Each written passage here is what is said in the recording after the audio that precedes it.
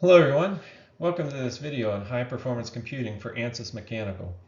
This is going to be part one of a multi-part series, and the main focus of today's video is to help users understand what type of HPC cluster to build when trying to optimize performance. So my name is Jeff Beisheim and I'm a Senior Principal R&D Engineer at Ansys, and I'm joined today by Herbert Gutler, who's the owner and founder of MicroConsult. Now, Ansys has been collaborating with MicroConsult for over 15 years now, specifically on the topic of HPC for the Ansys Mechanical product. And Herbert has a lot of expertise in this area, as you will see. Thanks, Jeff. Let's start with the slides. All right, so to start this video, I want to talk a little bit about the motivation behind HPC. So Herbert, what was the motivation for going out and building an HPC cluster? What value did that bring to your company?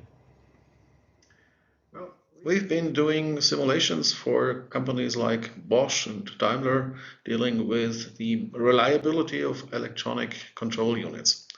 And what you can see on this slide here is it is apparent that a PCB is never flat. It's never uniform because it has a layout on top of that. You have plastic parts involved that include anisotropic material behavior due to mold injection parts.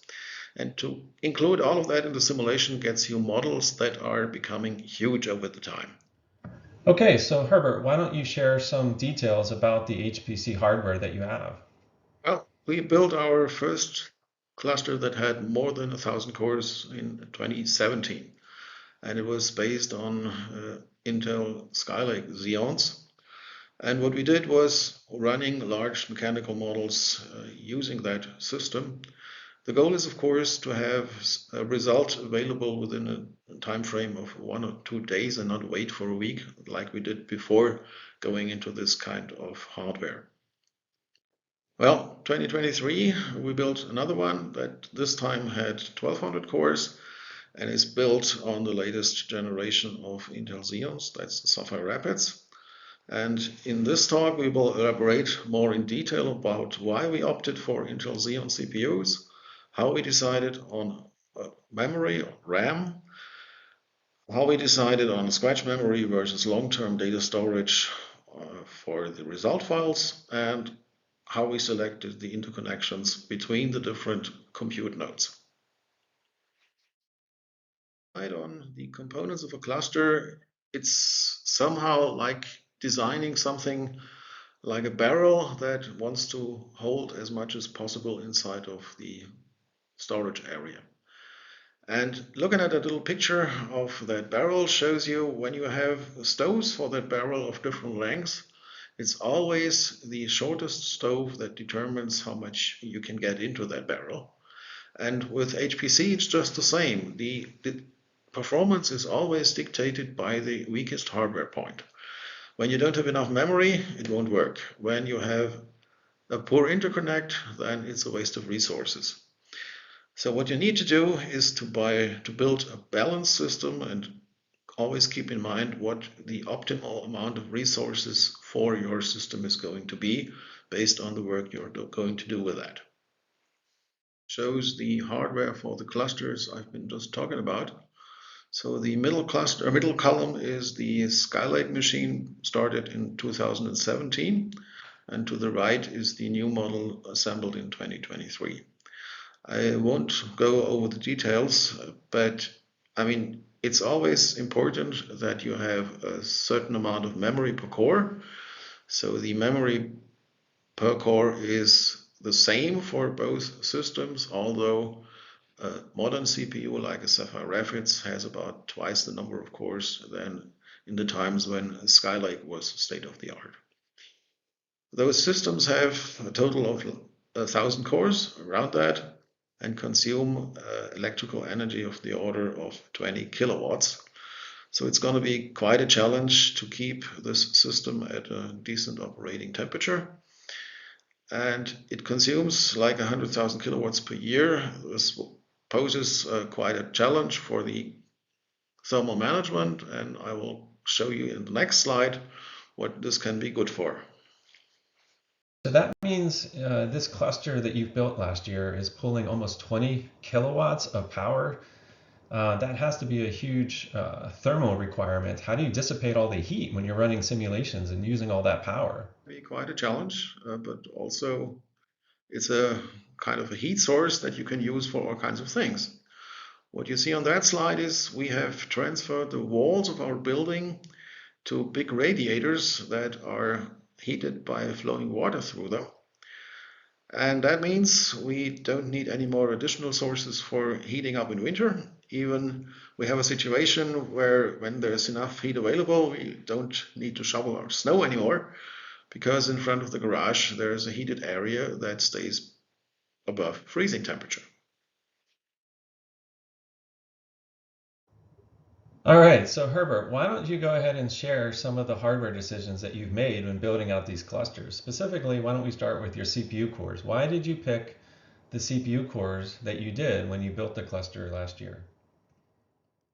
That's an easy one. I mean, if you look into a log file coming out of an Ansys simulation, it will tell you that Mechanical APDL is built using Intel compilers, Intel math libraries, and Intel message passing interfaces. So it's all Intel for development and also for testing. And it turns out that we get the most stable performance when we use Intel CPUs, and going for something else like AMD is always a compromise that has performance or stability issues. All right, so going along with the CPU cores, Herbert, then what led you to choose the capacity of RAM that you did for each of your compute nodes? Ansys uses different solvers. So you got direct solvers, iterative solvers, and eigensolvers for the different kind of problems to solve. However, the kind of solver determines how much memory you need. So iterative solvers typically require less memory, whereas a standard solver like the sparse solver requires 10 times more RAM than an iterative solver. However, it's more stable, and therefore the method of choice is the default solver. You have the option of running a direct solver in a so-called out-of-core mode that uses less memory, but then again you will have a slower performance for that. In the end, what you try for best performance is design your system to be always able to run in-core and avoid out-of-core when it's possible. It also means that once you decide on how much memory to add to your cluster, you're basically set, because you cannot just remove everything out of a cluster that's worth like 300 memory modules to go for bigger ones. Therefore, you should make a wise choice depending on what you're typically running on, and populate all memory channels of each CPU to achieve the maximum memory bandwidth, with something like 300 gigabytes per second for a single CPU like a Sapphire Rapids 6448. We've talked about memory. The next topic would be to decide on disk or general storage of your data. Ansys writes a lot of files during a simulation, and when you run in parallel, it's a set of files for each of these parallel processes. It's not unusual to keep up like a few hundred files updated when you're running on a CPU with, let's say, 50 or 60 parallel processes. The bandwidth necessary to do that efficiently can only be provided by a solid-state disk. So it's not a good choice to go for hard disk drives that are still mechanical drives.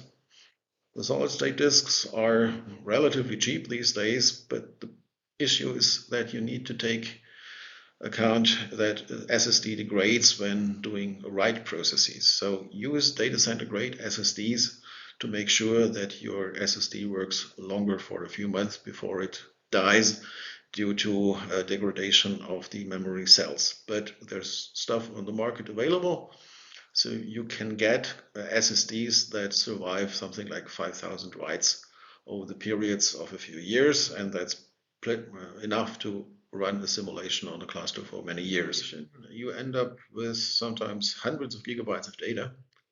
And the way we store them is in redundant disk arrays. So what you see here is a system that can handle almost a petabyte of data.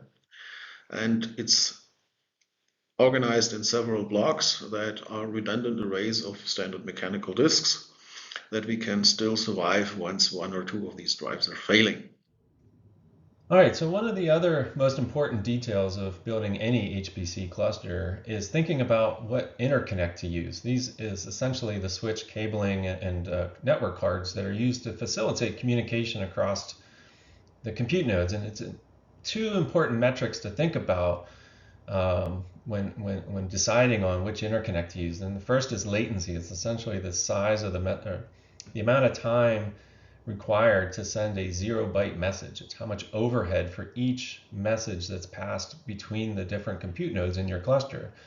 The other metric is bandwidth, and that's so important in mechanical APDL simulations because the software is going to communicate millions and millions of messages throughout a typical finite element simulation and potentially terabytes of data.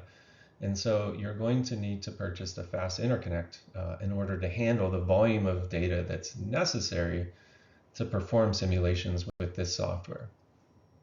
All right, Herbert, so then can you help us understand some of the decisions that you made when choosing the specific interconnect that you used for your HPC cluster? Okay, so there's basically two techniques out there for interconnecting compute nodes. One would be called Ethernet and the other is InfiniBand. InfiniBand is the same kind of interconnect also used for the very big supercomputers listed in the top 500. We are currently using the HDR InfiniBand, which is the one with the best price performance ratio, and you can hook up computers with a speed of up to 200 gigabits per second. If you want to check the numbers on your systems, just look at the Ansys output file. In the end, you will find a list of communication speeds between the different processes, and you will find numbers up to 15 gigabytes per second when having an HBR InfiniBand interconnection. Example, how the performance of the interconnect affects the overall performance of the cluster. Here is an example that uses a model we named engine block and ran on different numbers of cores between 64 and 512. And the rating on the left-hand side is just a number for the performance. So the higher the rating, the better the performance. And I'm comparing here three different curves for the same model on the same hardware, but with a different interconnect speed changed by throttling the ports at the InfiniBand switch. The message to take home here is for the QDR InfiniBand, you start to degrade when going above 128 cores, whereas for the EDR and the FDR, there is no degradation as long as we stay beyond the 512 cores. All right, Herbert, so then what are some of the benefits that you see from having a cluster of this size and magnitude in terms of being able to run mechanical simulations? With a cluster like that, we can solve models that are typically 10 to 100 times bigger than what you could solve on a workstation. So if it's just a big static simulation with an iterative solver or with a direct solver, or if we're dealing with many simultaneous frequency points on harmonic solution, we could do that all in a very short period of time. Another aspect that's equally important is when you have a cluster like that, you can run smaller models just much faster. So in the end, it makes you much more productive than if you just have a workstation at hand to solve your daily work. For the CPUs, stick with the latest Intel Xeon hardware. For the memory, use as much as you can afford. Typically would be a terabyte per compute node. And for the hard drive, use data center grade SSDs for scratch data and an array of mechanical disks to store your result data for further archiving. It would be best to invest in InfiniBand hardware like the HDR InfiniBand flavor to get the best communication speed between your compute nodes. And for the operating system, for a workstation, it should be Windows, but for the cluster, use a Linux operating system because that is faster and is the standard system of choice for the top 500 list. That's our presentation. Thanks for your attention. And I have a few last words from Jeff. Well, thank you, Herbert, for sharing all of these details about your cluster and giving everyone some good recommendations on how to build an HPC cluster that can effectively run the Mechanical APDL product on over 1,000 cores. Now, if you like this video, please let us know, and we'd definitely be interested in hearing your comments or feedback. Let us know if you built an HPC cluster to run Ansys Mechanical. We'd love to hear any such stories and share any insights you might have learned along the way.